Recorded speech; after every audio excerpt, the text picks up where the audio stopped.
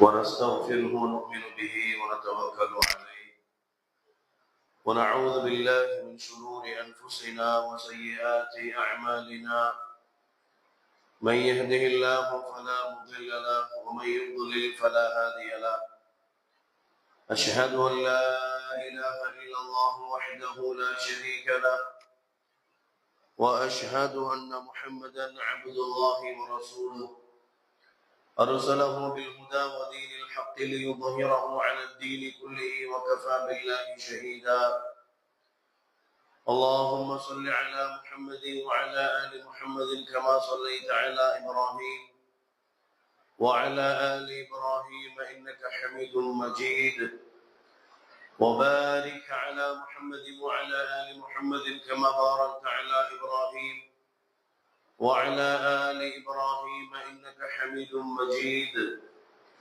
فإن أصدق الحديث كتاب الله وخير الهدي هدي محمد صلى الله عليه وسلم وشر الأمور محدثاتها وكل محدثة بدعة وكل بدعة ضلالة وكل ضلالة في النار أعوذ بالله من الشيطان الرجيم بسم الله الرحمن الرحيم يا أيها الناس اتقوا ربكم الذي خلقكم من نفس واحدة وخلق منها زوجها وبث منهما رجالا كثيرا ونساء واتقوا الله الذي تساءلون به والأرحام إن الله كان عليكم رقيبا يا أيها الذين آمنوا اتقوا الله حق تقاته ولا تموتن إلا وأنتم مسلمون يا أيها الذين آمنوا اتقوا الله وقولوا قولا سديدا يصلح لكم أعمالكم ويغفر لكم ذنوبكم ومن يطع الله ورسوله فقد فاز فوزا عظيما رب اشرح لي صدري ويسر لي أمري واحلل عقدة من لساني يفقهوا قولي سبحانك لا علم لنا إلا ما علمتنا إنك أنت العليم الحكيم கண்ணியத்திற்கும் மரியாதைக்கும் உரிய பெரியவர்களே, தாய்மார்களே, சகோதர சகோதரிகளே, கண்ணியமான ஜும்ஆவுடைய தினத்திலே சங்கீமிக்க அல்லாஹ் சுப்ஹானஹு வ தஆலாவுடைய வீட்டிலே ஒன்று கூடி அல்லாஹ்வுடைய தீனை கேட்க வேண்டும், பேச வேண்டும், அந்த அடிப்படையில் நம்முடைய வாழ்க்கையை அமைத்துக் கொள்ள வேண்டும் என்ற லட்சிய நோக்கத்துடன் அல்லாஹ்வுடைய வீட்டிலே ஒன்று கூடி அமர்ந்திருக்கின்றோம். அல்ஹம்துலில்லாஹ். அல்லாஹ்வுடைய மார்க்கத்தை சிறந்த முறையில் பின்பற்றி வாழ்ந்து நிறைவான ஈமானுடன் மரணிக்க அல்லாஹ் தஆலா நம் அனைவருக்கும் உதவி செய்வானாக. அன்பார்ந்தவர்களே, அல்லாஹ்வின் அடியார்களே, அல்லாஹ் சுப்ஹானஹு வ தஆலா உலகத்திலே நம்மளை படைத்து நமக்கு பல நிஅமத்துகளையும் அருட்கொடைகளையும் அல்லாஹ் சுப்ஹானஹு வ தஆலா வழங்கி இருக்கின்றார். அல்லாஹ் தஆலா நமக்கு வழங்கி இருக்கின்ற நிஅமத்துகளை அருட்கொடைகளை நம்மால் எண்ண வேண்டும் என்ற முயற்சி செய்தால் நம்மால் எண்ணவே முடியாது. அந்த அளவிற்கு அல்லாஹ் சுப்ஹானஹு வ தஆலா நமக்கு அவ்வளவு நிஅமத்துகளையும் அருள்களையும் அல்லாஹ் தஆலா வழங்கி இருக்கின்றார். وَإِن تَعُدُّوا نِعْمَةَ اللَّهِ لَا تُحْصُوهَا. நாம் உங்களுக்கு வழங்கி இருக்கின்ற நிஅமத்துகளை நீங்கள் எண்ண வேண்டும் என்று முயற்சி செய்தீர்கள் என்றால் லா துஹ்ஸூஹா, உங்களால் எண்ணவே முடியாது. அவ்வளவு நிஅமத்துகளையும் அருட்கொடைகளும் உங்களுக்கு நாம் வழங்கி இருக்கின்றோம் என்பதாக அல்லாஹ் சுப்ஹானஹு வ தஆலா குர்ஆனிலே பல்வேறு இடங்களில் பேசுவதை நம்மால் பார்க்க முடிகின்றது. உலகத்திலே நாம் பெற்ற நிறைய நிஅமத்துகள், அதெல்லாம் ஒவ்வொன்றாக இங்கே பட்டியல் போட முடியாது. அதிலே ஒன்று குழந்தை செல்வங்கள், பிள்ளைகள். ஆண் பிள்ளையா இருந்தாலும் சரி, பெண் பிள்ளையா இருந்தாலும் சரி, அல்லாஹ்வால் வழங்கப்படுகின்ற பெரிய நிஅமத். அந்த பிள்ளைகளை மார்க்கத்தின் அடிப்படையிலே வளர்த்தோம் என்றால் அந்த பிள்ளைகள் நிஅமத்தாக இருப்பார்கள் உங்களுக்கு. அந்த பிள்ளைகளை மார்க்கத்தின் அடிப்படையிலே வளர்க்கவில்லை என்றால் உலகத்திற்கும் அவர்கள் எதிரியாக மாறுவார்கள், ஆகிரத்திலும் அவர்கள் எதிரியாக இருப்பார்கள் என்பதில் சந்தேகமில்லை. குர்ஆனில் அல்லாஹ் தஆலா சொல்கிறார், பிள்ளைகளை நிஅமத் என்றும் அல்லாஹ் தஆலா குர்ஆனிலே சொல்கிறார். பிள்ளைகள் ஒரு சோதனை என்றும் குர்ஆனிலே அல்லாஹ் தஆலா சொல்வதை நம்மால் பார்க்க முடிகின்றது. இன்னமா அம்வாலுக்கும் வ அவுலாதுக்கும் ஃபித்னா வல்லாஹு இன்தஹு அஜ்ருன் அதீம் இன் அல்லாஹு தஆலா சூரத்து தகாபுன் என்ற அத்தியாயத்திலே பதிவு செய்கிறார். உங்களுடைய பொருளாதாரம், உங்களுடைய பிள்ளைகள் ஃபித்னா, உங்களுக்கு ஒரு குழப்பம் என்று அல்லாஹு தஆலா சொல்லி காட்டுகிறார். அதே நேரம் மார்க்கத்தின் அடிப்படையில் வலதின் சாலிஹின் யதுஊலஹு, பிள்ளைகளை சாலிஹான பிள்ளைகளாக வளர்த்து உருவாக்கி விட்டீர்கள் என்றால் அவர்கள் நிஅமத் என்றும் அல்லாஹு தஆலா நமக்கு சொல்லி தருகின்றார். பிள்ளைகளை ஒரு தீன்தாரியாக வளர்த்து விட்டீர்கள் என்றால் அவருடைய துஆக்கள், அவர்கள் செய்கின்ற அந்த பிரார்த்தனைகள் எல்லாம் உங்களுடைய கபருக்கு வந்து கொண்டே இருக்கும் என்பதாக பெருமானார் ஸல்லல்லாஹு அலைஹி வஸல்லம் அவர்கள் சொன்னார்கள். கபருக்கு மட்டுமல்ல, ஆகிரத்துக்கும் அப்படிதான். ஒரு பெற்றோருக்கு அல்லாஹு தஆலா மறுமையிலே பல்வேறு சிறப்புகளை அல்லாஹு தஆலா வழங்குகின்றார். அப்போது அந்த பெற்றோர்கள் அல்லாஹ்விடத்தில் கேட்கிறார்கள், அல்லாஹ்வே, இவ்வளவு சிறப்புகளை அடைய நாங்கள் துனியாவில் என்ன செய்தோம் என்று எங்களுக்கு தெரியவில்லை என்று அல்லாஹ் தஆலா சொல்ல, அந்த பெற்றோர்கள் அல்லாஹ்விடத்திலே சொல்ல, உடனே அல்லாஹ் சுப்ஹானஹு வ தஆலா அந்த பெற்றோர்களிடத்திலே சொல்கிறார், உங்களுடைய பிள்ளைகளை சாலிஹான பிள்ளையாக நீங்கள் உருவாக்கினீர்கள். உங்களுடைய மரணத்திற்கு பிறகு அவர்கள் உங்களுக்காக பாவ மன்னிப்பு கேட்டுக்கொண்டே இருந்தார்கள். ஆகவேதான் உங்களுக்கு சொர்க்கத்திலே இவ்வளவு அந்தஸ்துகளை நான் வழங்கி இருக்கின்றேன் என்பதாக அல்லாஹ் கூறுவான் என்று பெருமானார் ரசூலுல்லாஹி ஸல்லல்லாஹு அலைஹி வஸல்லம் அவர்கள் குறிப்பிடுகின்றார்கள். அதாவது பிள்ளைகளை மார்க்கத்தின் அடிப்படையிலே நாம் வளர்த்தோம் என்றால் அவர்கள் நிஅமத்துகள். மார்க்கத்தின் அடிப்படையிலே வளர்க்கவில்லை என்றால் துனியாவிலும் அவர்கள் சோதனையாக இருப்பார்கள், ஆகிரத்திலும் பெரும் சோதனையாக இருப்பார்கள் என்பதிலே எந்த விதமான மாற்றமும் இல்லை. இன்னைக்கு நம்ம அதை யதார்த்தமாக பார்க்கிறோம். மார்க்கத்தின் அடிப்படையிலே வளர்த்த பிள்ளைகளை பெற்றோர்கள் முதிய நிலையை அடைந்து விட்டார்கள் என்றால் அந்த பிள்ளைகள் தன்னுடைய பெற்றோர்களை ஹஜ்ஜுக்கும் உம்ராவிற்கும் அனுப்புகின்றார்கள். மார்க்கத்தின் அடிப்படையில் வளர்க்காத பெற்றோர்களை அந்த பெற்றோர்களை பிள்ளைகள் போலீஸ் ஸ்டேஷனுக்கு கொண்டு போய் நிப்பாட்டுகின்ற நிலைகளை நம்மால் பார்க்க முடிகின்றது. கஞ்சா கேசு, தண்ணி கேசு என்று சொல்லி எத்தனை பெற்றோர்கள் கண்ணீரை வடித்துக் கொண்டு போலீஸ் ஸ்டேஷன்களுக்கு அவ்வப்போது செல்கின்ற அவலை நிலைகளை நம்மால் பார்க்க முடிகின்றது. திடீரென்று சேவில்லாத நம்பரிலிருந்து ஒரு போன் வருகிறது. யார் என்று கேட்டால் இந்த ஸ்டேஷன்ல இருந்து கூப்பிடுறோம், கொஞ்சம் ஸ்டேஷனுக்கு வந்துட்டு போங்க. பயந்து ஓடினால் நேற்று இரவு காற்றிலிருந்து உங்களுடைய மகனை பிடித்தோம், உங்களை மகன் நிக்கிறான் பாருங்க அப்படின்னு சொல்லி எவ்வளவு பெரிய கை செய்யறோம். மார்க்கத்தின் அடிப்படையிலே வளர்த்து விட்டால் அதுதான். மார்க்கத்தின் அடிப்படையிலே வளர்த்தோம் என்றால் உங்களுடைய பிள்ளைகள் உங்களை அல்லாஹ்வுடைய கடமையான ஹஜ்ஜுக்கு அழைத்து செல்வார்கள். மார்க்கத்தின் அடிப்படையிலே வளர்த்தவில்லை என்றால் ஸ்டேஷனுக்கு அழைத்து செல்வார்கள். அல்லாஹ் காப்பானாக. அன்பார்ந்த சகோதரர்களே, பிள்ளைகளை பெற்றவர்கள் அந்த பிள்ளைகளை சரியான முறையில் வளர்ப்பது பெற்றோர்கள் மீது கடமை. சும்மா ஏதோ பெற்றுட்டோம் என்று அப்படியே கண்மூடித்தனமாக வளர்ப்பதற்கு மார்க்கம் அனுமதி தரவில்லை. குர்ஆனிலே சூரா லுக்மான் என்று ஒரு அத்தியாயம் இருக்கின்றது. லுக்மான் என்று ஒரு அத்தியாயம். அந்த லுக்மான் என்ற மனிதர் ஒரு நபியோ ஒரு சஹாபியோ கிடையாது.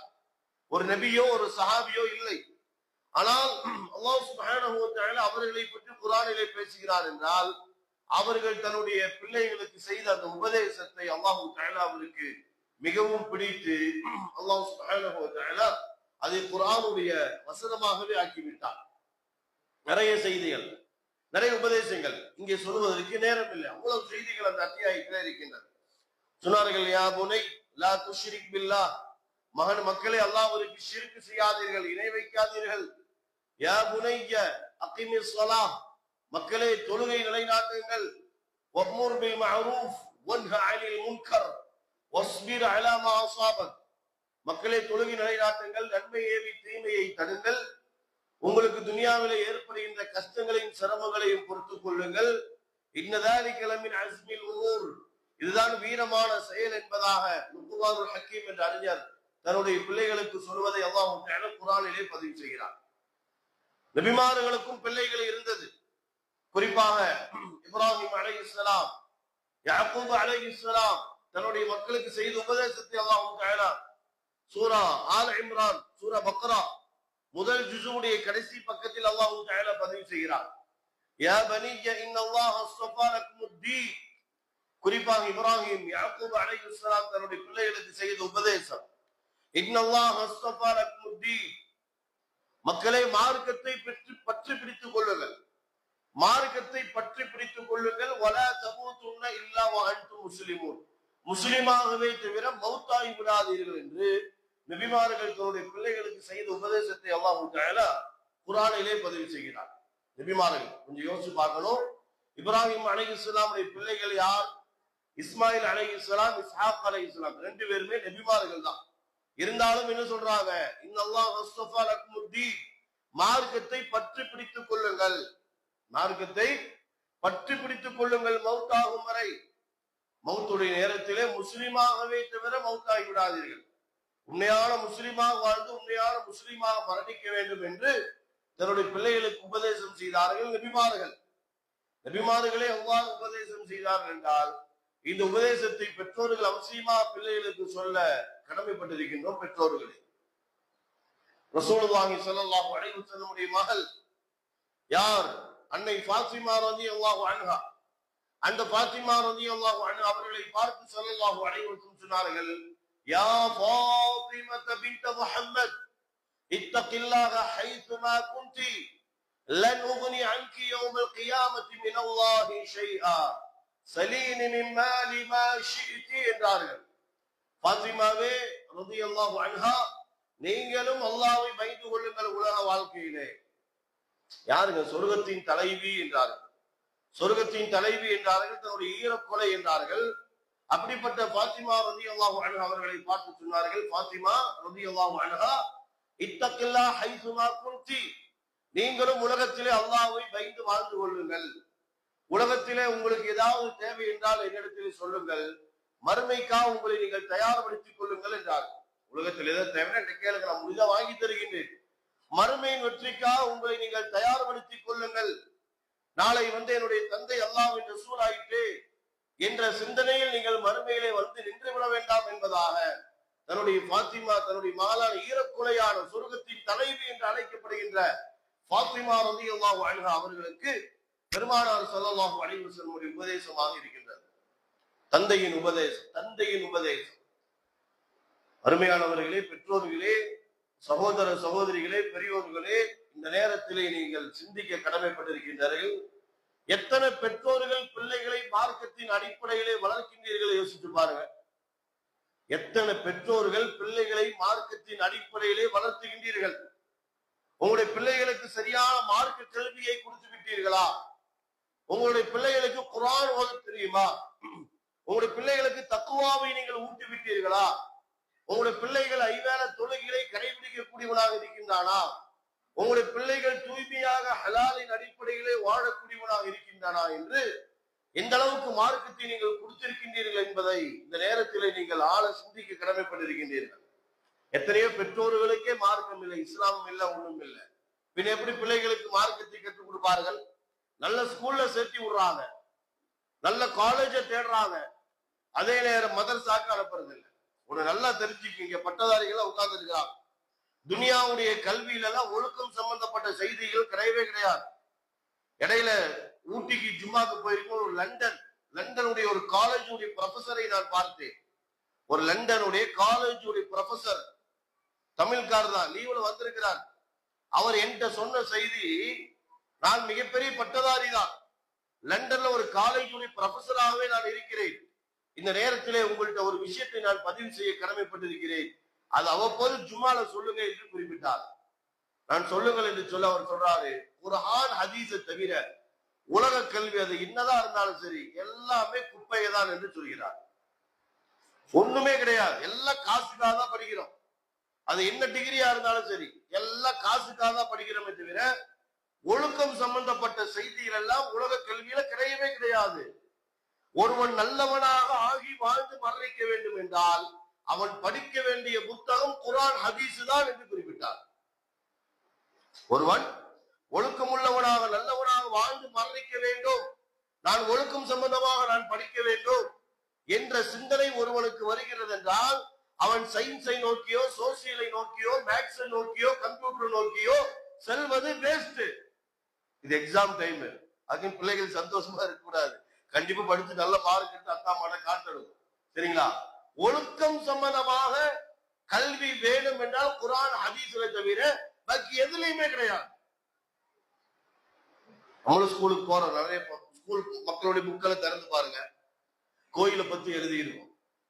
கோயிலை பத்தி எழுதியிருக்கும். அவர்கள் வணங்குகின்ற போலியான இறைவனைகளை எல்லாம் பற்றி எழுதியிருக்கும். அதையெல்லாம் படிச்சு மனப்பாடம் செய்து அவன் எக்ஸாமே எழுதுறான். கொஞ்சம் உங்க பிள்ளைகளுடைய புக்ஸ் வாங்கி கொஞ்சம் திறந்து பாருங்க, அதுல என்னென்ன செய்திகள் இருக்குன்னு சொல்லி. கோயிலை பற்றி இருக்கும், அவருடைய போலியான தெய்வங்களை பற்றி இருக்கும். இதையெல்லாம் படித்து மனனம் செய்து அவர்கள் என்ன செய்கிறார்கள், எக்ஸாமையை எழுதுகின்ற ஒரு நிலைகளை நம்மால் பார்க்க முடியாது. என்றால் பிள்ளைகளுக்கு ஒழுக்கமாக அவர்கள் வாழ வேண்டும், சீராக வாழ வேண்டும் என்றால் சகோதரர்களே, அவர்கள் படிக்க வேண்டிய முதல் கல்வியை குர்ஆன் சுன்னாதான். இன்னைக்கு அமெரிக்கா, லண்டன், பாரிஸ் போன்ற நாடுகளிலே கிறிஸ்தவ சகோதரிகள் தன்னுடைய பிள்ளைகளை அழைத்துக் கொண்டு இமாமுடைய பள்ளிவாசலுக்கு வந்து இமாம்கள் கையில ஒப்படைக்கிறாங்க. யாரு? அந்த பிள்ளை முஸ்லீம் கிடையாது, கிறிஸ்டின் பையன். அந்த பையனை கூட்டிட்டு வந்து இமாமுடைய கையில ஒப்படைச்சு, என் மகனுக்கு குர்ஆன் ஹதீஸுடைய கல்வியை கற்றுக் கொடுங்கள் என்று சொல்கிறார்கள். நடக்குது அங்க மேற்கத்திய நாடுகள்ல. ஏன் கூட்டிட்டு வந்தாங்க, ஏன் படிக்க வைக்க சொல்றாங்க என்றால், அவர்கள் புரிந்து கொண்டார்கள், குர்ஆனை படிக்கிறாங்க, ஹதீஸ் படிக்கிறாங்க, ஆகா இது என்னுடைய மகனும் படித்து அவன் சீரா உலகத்துல வாழ முடியும் சொல்லி அந்த கல்வியை கொடுக்கப்படுகிறார். சோழர்களை எதற்காக இவ்வளவு நேரம் இந்த தலைப்பு பேசப்படுகிறது என்றால், இன்று குறிப்பாக பிள்ளைகளை பெற்றோர்கள் சீரான முறையில் வளர்த்தினாலும் பிள்ளைகளுக்கு பெற்றோர்கள் சில உபதேசங்கள் செய்ய வேண்டியது இருக்கின்றது. பெற்றோர்கள் பிள்ளைகளுக்கு சில உபதேசங்கள் செய்ய வேண்டியது இருக்கின்றது. இன்னும் உபதேசம், உன்னை அறியாத ஒருவர் உன்னை அழைத்தால் அவரிடத்துல என்னவென்று கூட நீ பதில் கேட்டு விடாதே.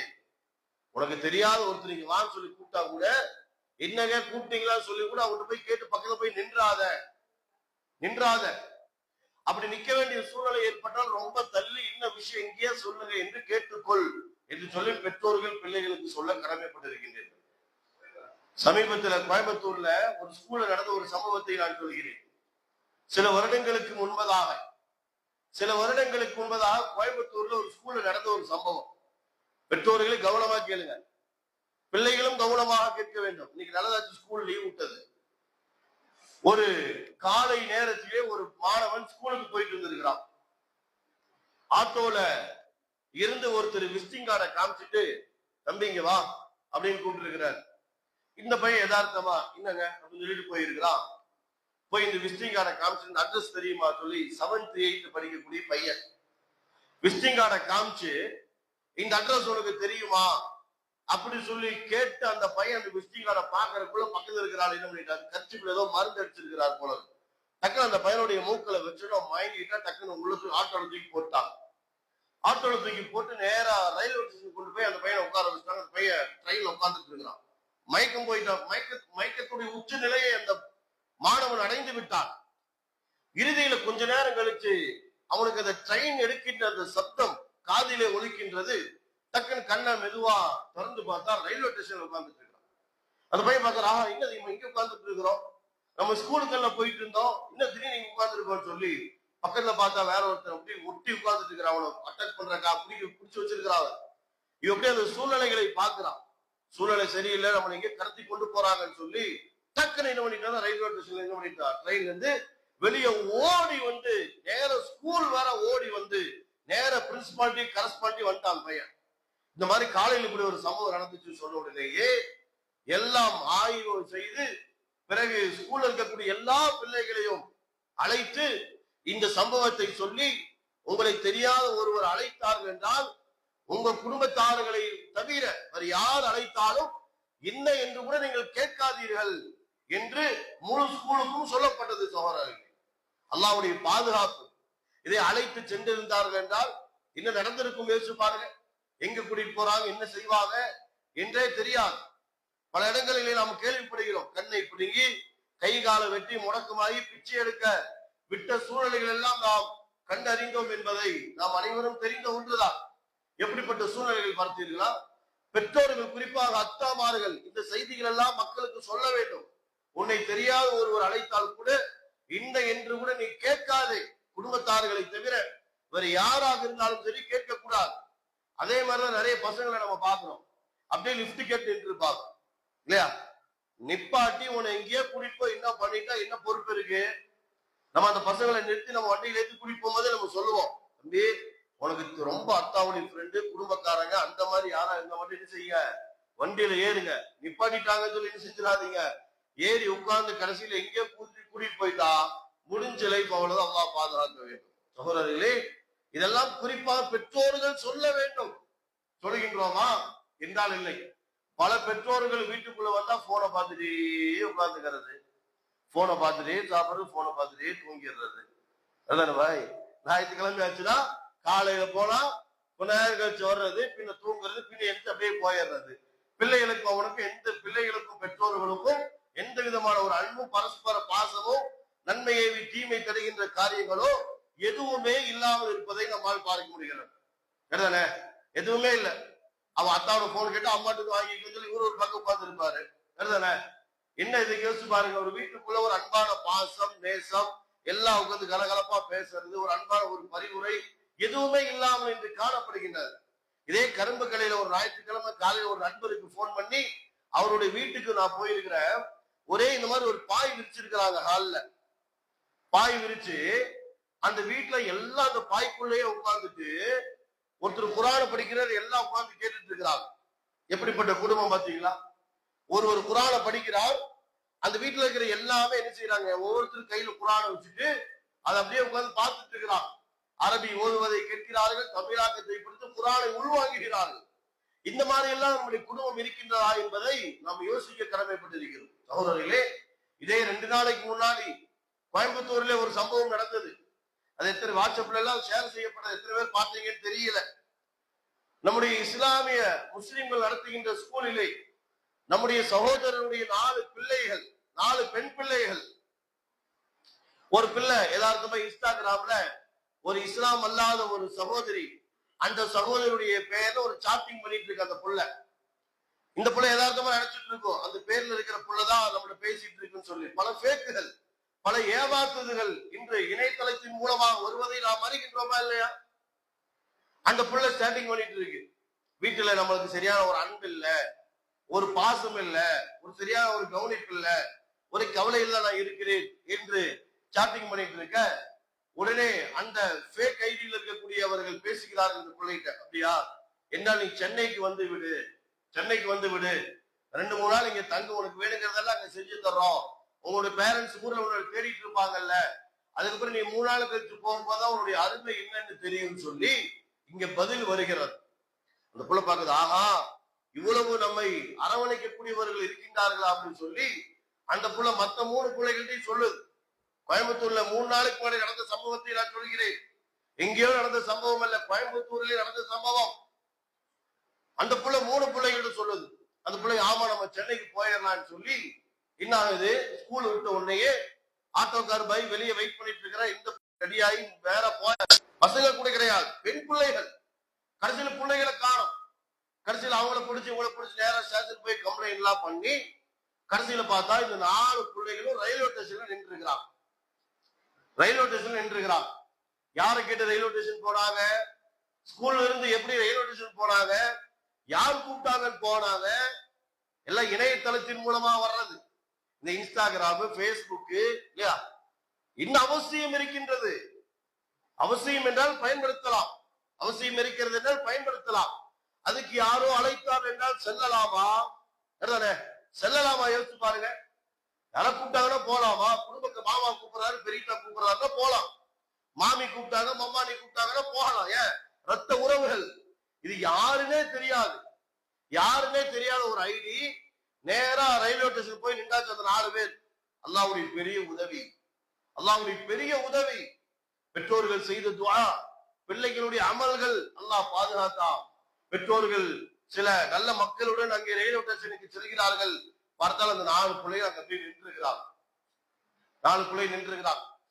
ட்ரெயின் ஏறி போயிருந்தா எங்கேயோ போய் இறங்கி கடைசியில் அவன் சென்னைக்கு வர சொல்ல அங்க சென்னைக்கு போய் இறங்கி கடைசியில் ஏதோ விபரீதம் ஆகியிருந்தது என்றால் லைஃபே காலி. காலியா இல்லையா? எங்க போய் தொழ முடியும்? யார்கிட்ட போய் சொல்ல? போலீஸ்காரங்க பின்னாடியே சுத்திட்டு இருப்பாங்க. அவளுக்கு வேலை, இதே வேலை கிடையாது. அவளுக்கு 1008 வேலை இருக்கு. எல்லாம் எழுதிக்குவாங்க, கம்ப்ளைண்ட் எழுதிக்குவாங்க, அவ்வளவுதானே தவிர நம்ம பின்னாடியே என்ன செய்ய முடியாது, சுத்த முடியாது. கடைசியில் நம்ம அரசாங்கம் சரியில்லை, போலீஸ்காரங்க சரியில்லை சொல்லி ஆர்ப்பாட்டம் பண்ணி என்ன பிரயோஜனம் இருக்கு? ஒவ்வொருத்தருக்கும் ஒவ்வொரு போலீஸ் நியமிக்கப்படவில்லை இந்தியாவிலே, அதுதானே? நியமிக்கப்படவில்லை. அவங்க பெற்றோர்கள் தான் பிள்ளைகளை பார்க்க வேண்டும், கண்காணிக்க வேண்டும். அல்லாஹ்வுடைய உதவி அந்த 4 பிள்ளைகளை கிடைத்தார்கள். இது விபரீதம் ஆயிருந்தால் நிலைமை என்ன சகோதரர்களே? நிலைமை என்ன? பெற்றோர்கள் பிள்ளைகளுக்கு சொல்ல வேண்டும், ஸ்கூலுக்கு போற கரெக்ட் டைம்ல ஆட்டோ வந்தோடனே ஏறி வந்தார்கள். ஆட்டோ வரலையா, 4 மணி நேரம் லேட் ஆச்சா, உடனே அத்தாக்கு போன் பண்ண, அதுதானே? அத்தாக்கு போன் பண்ண, அத்தா வந்துடுற என்று பெற்றோர்கள் பிள்ளைகளுக்கு சொல்லி அனுப்ப வேண்டும். ஆனால் எதுவுமே இல்லை. நீங்கள் வைக்கின்ற வாகனங்கள் கூட நம்பிக்கையான ஆளாக இருக்க வேண்டும். ஆட்டோல போயிட்டு வர சொல்லி ஒரு ஆட்டோவை ஏற்பாடு பண்றீங்களா, அந்த ஆட்டோ சகோதரர் யாரு, குடும்பக்காரரா, ரொம்ப நம்பிக்கையான ஆளா என்று பார்க்க வேண்டும். ஒரு வேன் ஏற்பாடு பண்றீங்களா, அந்த வேன் ஓட்டுகின்ற சகோதரர் யார், நம்முடைய உறவினர்களா அல்லது நம்பிக்கையான ஆளா என்று பார்த்துதான் அவரிடத்திலே அனுப்ப வேண்டும். எல்லாம் நல்லவங்க தான், ஷைத்தான் வழிகெடுத்து நாசமாக்குகிறார். அன்பார்ந்த சகோதரர்களே, இதை போன்று எவ்வளவோ சம்பவங்களை நம்மால் பார்க்க முடிகிறது. இதே கோயம்புத்தூர்ல சில வருஷத்துக்கு முன்னாடி நடந்த ஒரு சம்பவம் சொல்றதுக்கே சங்கடமா இருக்கு, இருந்தாலும் சொல்ல வேண்டிய கடமை. கோயம்புத்தூரிலே ஒரு சகோதரி, முஸ்லிம் சகோதரி, இஸ்லாம் அல்லாதவனுடன் தொடர்பு ஏற்பட்டு கடைசியில அவன் போன் பண்றான், இந்த பிள்ளை எடுக்கிறதே இல்லை. கோயம்புத்தூர்ல நடந்த சப்ஜெக்ட், எல்லாம் பாதுகாக்கணும். முஸ்லிம் சகோதரி, அந்த சகோதரி எல்லாம் மன்னிக்கணும். கடைசியில் அவன் ஃப்ரெண்டு மூலமா தொடர்பு கொண்டு அந்த பிள்ளைகிட்ட நான் பேசி ஆகணும், எனக்கு கால் பண்ண சொல்லி அந்த பிள்ளை கால் பண்ண வைக்கிறான். கடைசியில் அவன் பேசலாம், இவ்வளவு நாள் என் கூட ஊர் சுத்தி இருக்கிற, வந்திருக்க, போயிருக்க, உனக்கு எவ்வளவு கிஃப்ட் எல்லாம் வாங்கி கொடுத்துருக்கிற, ஒரு நாள் என் கூட வான்னு சொல்லி கூப்பிட்டுருக்கிறான். இந்த பிள்ளை போயிருக்கவே கூடாது, போயிருச்சு அவன் கூட. அவன் போனவன் என்ன பண்ணிட்டான்னா, மேட்டுப்பாளைய தாண்டி ஒரு இடத்துக்கு கூட்டிட்டு போயிட்டான். அந்த பிள்ளைய கூட்டிட்டு போய், ஏன் போன் எடுக்க மாட்டேங்கிற, ஏன் பிளாக் பண்ணி வச்சிருக்க, நல்லா பேசுறான். அந்த பிள்ளை சொல்லுது, எனக்கு வேற மாப்பிள்ளை பார்த்துட்டாங்க, அதனால நீ வேற பிள்ளையை பார்த்து கல்யாணம் பண்ணிக்கன்னு சொல்லி சொல்ல, உடனே அவன் ஆவேசம் அடைந்து என்ன இப்படி ஏமாத்திட்டியா நீ கோபத்துல டக்குன்னு கல் எடுத்து அந்த பிள்ளையோட தலையில அடிச்சுட்டான். அடிச்சோட ஸ்பாட் மவுத், அந்த பிள்ளை அங்கேயே மவுத்தாயிருச்சு. இவன் பாக்குற அந்த பிள்ளை மவுத்தாயிருச்சு. கல்லெல்லாம் வச்சு அடிக்க என்ன பண்ணிட்டானா, அமைதியா கோயம்புத்தூர் வந்து, அந்த பையனை கோயம்புத்தூர், அந்த பிள்ளைய கோயம்புத்தூர், அமைதியா அவன் வீட்டுக்கு வந்துட்டான். கடைசியில இந்த பேரண்ட்ஸ் எல்லாம் இங்க தொலாவி அங்க தொலாவி கடைசியில எங்கதான் போக முடியும், ஸ்டேஷன் போயாச்சு. ஸ்டேஷன் போய் கடைசியில கமிஷனர் ஆபீஸ்ல ஒரு மிஷின் நம்பர் போட்டா கடைசியா யார் போன் பண்ணா புள்ள எங்க டவர் கட் ஆயிருக்கு எல்லாம் அடிச்சு பார்த்தா கடைசியில மேட்டுப்பாலை தாண்டி டவர் காட்டுது.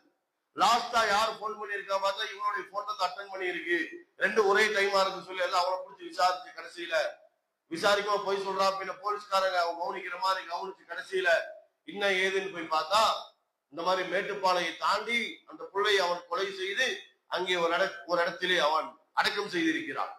கடைசியில முஸ்லிம் ட்ரஸ்ட், அந்த ட்ரஸ்டை சார்ந்தவர் தான் இந்த செய்தி என்னிடத்துல சொன்னார்.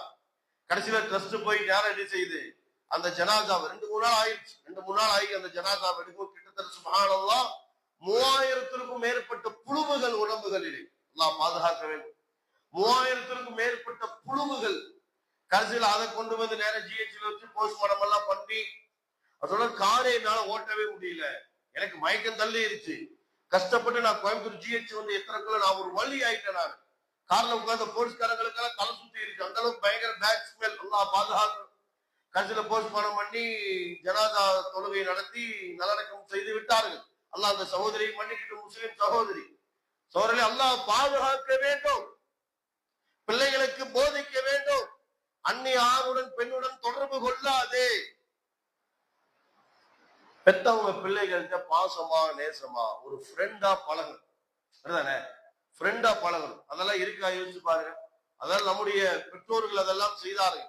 இன்னைக்கு இந்த போனுடைய கலாச்சாரங்கள் வந்ததுல இருந்து எல்லா கம்யூனிகேஷன் ஹாப்பியா பேசிட்டு இருக்கிறார். அத்தா மகள்கிட்ட பேசுறது இல்லையா? யாரோ போன் பண்ண 1/2 மணி நேரம் பேசிட்டு இருக்கிறா, அந்த டைம் மகன்கிட்ட கொடுத்து பேசுறது இல்ல. சொல்ல எல்லாம் பாதுகாப்பான பெற்றோர்கள் ரொம்ப கவனமாக இருக்க வேண்டும். பிள்ளைகளுக்கு இந்த செய்திகள் எல்லாம் நாம் கற்றுக் கொடுக்க வேண்டும், பிள்ளைகளை சீர்படுத்த வேண்டும். அல்லாஹ் சுப்ஹானஹு வ தஆலா நம்மையும் நமது குடும்பத்தார்களையும் உலக முஸ்லிம்கள் அனைவரையும் துனியாவுடைய கடுமையான சோதனையிலிருந்தும் நரகத்திலிருந்தும் அல்லாஹ் தஆலா பாதுகாப்பானாக. أقول قولي هذا أستغفر الله العظيم لي ولكم وأستعفي عني وعنكم لجميع المسلمين فاستغفروه إنه كان غفارا.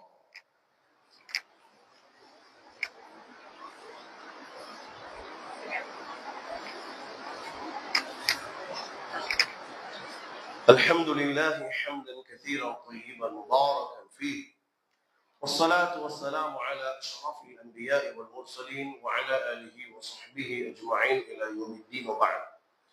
கண்ணியத்திற்குரிய அல்லாஹ்வின் அடியார்களே, அல்லாஹ் தஆலா நம்மை படைத்திருப்பதே அல்லாஹ்வை நாம் வணங்கி வழிபடுவதற்காகத்தான் அல்லாஹ் தஆலா நம்மை படைத்திருக்கின்றார்.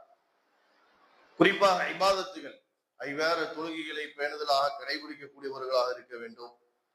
மார்க்கத்துடைய சட்டத்திட்டங்களை நம்முடைய வாழ்க்கையிலே பின்பற்றக்கூடியவர்களாக இருக்க வேண்டும். ஹராமிலிருந்து விலகி ஹலாலின் அடிப்படையிலே நம்முடைய வாழ்க்கையை நாம் அமைத்துக் கொண்டு உண்மையான முஸ்லிமாக வாழ்ந்து மரணிக்க நம்முடைய வாழ்க்கையில ஒவ்வொரு சிந்தனையும் அதுவாகத்தான் இருக்க வேண்டும். அந்த அடிப்படையில் அல்லாஹ் தஆலா நமக்கு வழங்கி இருக்கின்ற ஒரு பெரிய நியமத்தான இந்த ஜும்ஆவுடைய நாள் என்பது. ஜும்ஆவுடைய நாள் என்பது பெரிய நியமத். நமக்கு இந்த ஜும்ஆவின் மூலமாக நிறைய நன்மைகளை அல்லாஹ் தஆலா நமக்கு வாரி வழங்குகின்றார். பெருமானார் ஸல்லல்லாஹு அலைஹி வஸல்லம் அவர்கள் சொன்னார்கள், யார் ஜும்ஆவுடைய நாளிலே கடமையான குளிப்பை கொண்டு குளித்து விட்டு இருக்கும் ஆடைகளில் சிறந்த ஆடையை அணிந்து கொண்டு நறுமணங்களை பூசிக்கொண்டு விரைவாக ஜும்ஆவிற்கு வருகை தந்து பேசுகின்ற அந்த குத்துபாக்களை கேட்டு தொழுது விட்டு செல்வார்களோ அடுத்த வாரம் வரை அவர்கள் செய்த பாவங்கள் எல்லாம் மன்னிக்கப்படுகின்றன என்பதாக ரசூலுல்லாஹி ஸல்லல்லாஹு அலைஹி வஸல்லம் அவர்கள் குறிப்பிட்டார். யார் ஜும்ஆவிற்கு முதலாவதாக வருகின்றார்களோ அவர்கள் ஒரு ஒட்டகத்தை குர்பான் செய்த நன்மை, இரண்டாவது மாடு, ஆடு, அடுத்ததாக கோழி, முட்டை என்று இவ்வளவு நன்மைகள் அவர்களுக்கு வழங்கப்படுகின்றது என்பதாக பெருமானார் ஸல்லல்லாஹு அலைஹி வஸல்லம் அவர்கள் குறிப்பிட்டார். ஜும்ஆவிற்கு அதிகபட்சம் ஒரு நம்ம முஹல்லால முசு சஃபால 12:55க்கு ஜும்ஆ என்றால் அதிகபட்சம் ஒரு 12:45க்கே பள்ளிவாசலுக்குள்ள நாம் வர முயற்சி செய்ய வேண்டும். சகோதரர், ஒரு 10 நிமிஷத்துக்கு முன்னாடியாவது வந்து வுது செய்யறதுக்கு 2 ரக்காத் தொழுகிறோம், துஆ செய்யறோம், ஸலவாத் சொல்லிட்டு உட்கார்றோம். எவ்வளவு பெரிய மன அமைதி, மன நிம்மதியா இருக்கும். லேட்டா வந்தனா மன நிம்மதியே இருக்காது. ஒரு சஞ்சலப்போடதான் ஓடி வருவோம். டைம் ஆச்சு, பயன் முடிஞ்சிருமா, தொழுவு முடிஞ்சிருமா என்ற சஞ்சலப்புடனேயே நம்ம ஓடி வருவோம். அடுத்ததாக ஜும்ஆவுடைய பயான் ஆரம்பமாகுவதற்கு முன்பதாக பள்ளிவாசலுடைய வாசல்களிலே 2 மலக்குமார்கள் என்று வருகின்றவருடைய பெயர்கள் எல்லாம் பதிவு செய்து கொண்டே இருப்பார்கள். பயான் ஆரம்பமாகி விட்டது என்றால் மலக்குமார்கள் அந்த பெயரை எழுதுவதை நிறுத்திவிட்டு சபையிலே அமர்ந்து அவர்களும் பயானை கேட்க ஆரம்பித்து விடுவார்கள் என்பதாக பெருமானார் ஸல்லல்லாஹு அலைஹி வஸல்லம் அவர்கள் சொன்னார்கள். மலக்குமார்களுடைய பட்டியல்களில் நம்முடைய பெயர் வரவில்லை என்றால், நம்முடைய ஜும்ஆ நிராகரிக்கப்பட்டது என்றால் நம்முடைய நிலைமை என்ன? யோசிக்க வேண்டும். ஜும்ஆ அந்த பட்டியல்களிலே நம்முடைய பெயர் வரவில்லை என்றால் அந்த ஜும்ஆ நமக்கு நிராகரிக்கப்பட்டு விட்டது என்றால் நம்முடைய நிலைமை என்ன? சொல்ல எத்தனையோ பேர் மௌத்தாயாச்சு. எத்தனையோ பேர் போன ஜும்ஆல இருந்தவங்க இந்த ஜும்ஆல இல்ல உயிரோட. அதுக்கு மேல் மரண செய்தி குரூப்ல டெய்லி எவ்வளவு மௌத்துகளை நம்ம பார்க்கணும். அதுக்கு மேல் அப்ப அல்லாஹ் நமக்கு வழங்கி இருக்கிற பெரிய நியமத் இது, பெரிய நியமத். அடுத்த ஜும்ஆ ஹயாத்தா மௌத்தா கபருக்குள்ளேயே மேலே சத்தியம் நமக்கு அல்லாஹ்வுடைய கையில தான் இருக்கு. எல்லாமே இருக்கும் இபாதத்தை சீராக செய்ய முயற்சி செய்ய வேண்டும். ஒரு 8:30 மணிக்கு ட்ரெயின் புக் பண்ணி இருக்கிறோம்னா 8 மணிக்கு ரயில்வே ஸ்டேஷன்ல இருக்கிறோமா இல்லையா? 9 மணிக்கு பஸ் புக் பண்ணி இருக்கணும், 8:30 மணிக்கு அந்த ஸ்பாட்ல இருந்தாதான் நமக்கு அமைதியே கிடைக்குது. வந்துட்டோம் இல்லையா? 8 மணிக்கு பிளைட்னா 3:30 மணிக்கு ஏர்போர்ட்ல போய் உட்கார்ந்துட்டு இமிகிரேஷன் எல்லாம் முடிஞ்சு சும்மா உட்கார்ந்துட்டு இருக்கிறோம் 2 மணி நேரம். ஆகிறோமா இல்ல? 2 மணி நேரம் ஒரு வேலையும் இல்லை. பிளைட் ஏற வர சும்மா உட்கார்ந்துட்டு இருக்கிறோம். உலகத்துடைய பயணத்திற்கெல்லாம் நேரத்தை அதிகமாகவே கொடுக்கின்ற நாம் மார்க்கத்திற்காக இஸ்லாம் அல்லாஹ்வுக்கு எந்த தேவையும் இல்லை. அல்லாஹ் ஸமத், அல்லாஹ்விற்கு எந்த தேவையும் இல்லை. நன்மை செய்தால் நமக்கு மறுமையில கூலி, பாவம் செய்தால் அதற்கான தண்டனை அல்லாஹ் பாதுகாப்பானார். சோழர் சிந்திக்கணும். சோழர் ஜும்ஆ அன்னைக்கு நம்ம எந்த பள்ளிக்கு போறோம்னு நியத்து வச்சுட்டோமோ அந்த பள்ளியில எப்ப பயான் ஸ்டார்ட் ஆகும் அதுக்கு 10 நிமிஷத்துக்கு முன்னாடியே போகணும், 1/4 மணி நேரத்துக்கு முன்னாடியே போகணும் என்று ஆசையுடன் ஆர்வத்துடன் இருக்க வேண்டும். மாஷா அல்லாஹ், நம்ம பள்ளிவாசலுக்கு வரும்போது இங்க பள்ளிவாசல் இருக்கிற பாதி சிறுவர்கள் தான், ஸ்கூல் படிக்கக்கூடிய மாணவர்கள் எல்லாம் நேரமா ரெடியாகி நல்ல அபா எல்லாம் போட்டுட்டு நல்லா செண்டெல்லாம் பூசி சுருமா எல்லாம் பூசி சந்தோஷத்தோட பெருந்தா மாதிரி அவங்க சந்தோஷமா நேரமா வந்து என்ன செஞ்சிருக்கிறாங்க, பள்ளிவாசல வந்து உட்கார்ந்து குர்ஆன் ஓதிட்டு உட்கார்ந்து இருக்கிறாங்க. எவ்வளவு பெரிய சந்தோஷம். முஸ்லீம் அல்லாத ஸ்கூல் பசங்க மற்ற பசங்களுக்கெல்லாம் ஸ்கூல்ல ஜும்மா கிடைக்கிறது இல்லை. அவங்களுக்கு இன்னைக்கு ஜும்மா லீவு கிடைச்சதுன்னா அவங்களுக்கு பெருந்தா மாதிரி அவங்க சந்தோஷப்படுறாங்க. மற்ற ஸ்கூல்ல படிக்கக்கூடிய முஸ்லிம் அல்லாத ஸ்கூல்ல படிக்கக்கூடிய மக்களுக்கு ஜும்மா கிடைக்கிறது இல்ல. ஜும்மா மாதிரியே தெரியாது. சாயங்காலம் வந்தாதான் தெரியும். எதை பார்த்தா சட்டி பார்த்தா தெரியும் இன்னைக்கு வெள்ளிக்கிழமை சொல்லி. அதுதானே அவங்க என்ன செய்யறாங்க, சந்தோஷப்பட்டு ஜும்மா இன்னைக்கு சொல்லி நேரமா ரெடியா என்ன செய்யறாங்க, சந்தோஷத்தோட பள்ளிவாசல்ல உட்கார்ந்து என்ன செய்யறாங்க, துவா கேட்கறாங்க, திக்ர் செய்யறாங்க, குர்ஆன் ஓதுறாங்க. அந்த சந்தோஷம் கூட ஏன் பெரியவர்களுக்கு வருவதில்லை? சோழர்களே, சிந்திக்க வேண்டும். சோழர்களே, அல்லாஹு தஆலா நம்முடைய பாவங்களை மன்னிப்பானாக. நாம் செய்கின்ற நல்ல அமல்கள், இபாதத்துகள் அல்லாஹு தஆலா அனைத்தையும் கபூல் செய்வானாக. நரகத்திலிருந்தும் கபருடைய அதாபிலிருந்தும் அல்லாஹு தஆலா நம்மையும் நமது மனைவி மக்கள், பெற்றோர்கள், குடும்பத்தார்கள், உலக முஸ்லிம்கள் அனைவரையும் காப்பானாக. நாளை வறுமையிலே ஜன்னத்துல் ஃபிர்தௌஸிலே ஸல்லல்லாஹு அலைஹி வஸல்லம் அன்னலாருக்கு அருகில் அமர்கின்ற பாக்கியத்தையும் அல்லாஹு தஆலா நமக்கும் நமது பெற்றோர்கள், மனைவி மக்கள், குடும்பத்தார்கள், உலக முஸ்லிம்கள் அனைவருக்கும் வழங்குவானாக. குளிர்ந்த கிளைமட்டை, அருளுக்குரிய மழையை அல்லாஹு தஆலா நம் மீது பொழிய செய்வானாக. காஸா பாலஸ்தீன மக்களுக்கு அல்லாஹு தஆலா உதவி வழங்குவானாக. நாம் இழந்த மஸ்ஜித் அக்ஸாவி பாபர் மஸ்ஜிதை அல்லாஹு தஆலா விரைவாக முஸ்லிமுடைய கரத்திலே கொடுப்பானாக. உலக முஸ்லிம்கள் இங்கெல்லாம் கஷ்டப்படுகின்றார்கள், சிரமப்படுகின்றார்கள், அல்லாஹு தஆலா அவர்களுக்கும் நமக்கும் அருளை பொழிவானாக. நம்மையும் நமது குடும்பத்தார்களையும் அல்லாஹு தஆலா உலகக்கூடிய கடுமையான சோதனையிலிருந்தும் நரகத்திலிருந்தும் அல்லாஹு தஆலா காப்பானாக. وآخر دعوانا أن الحمد لله رب العالمين.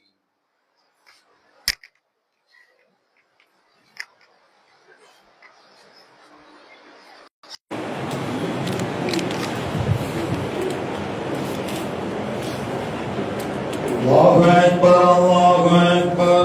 أشهد أن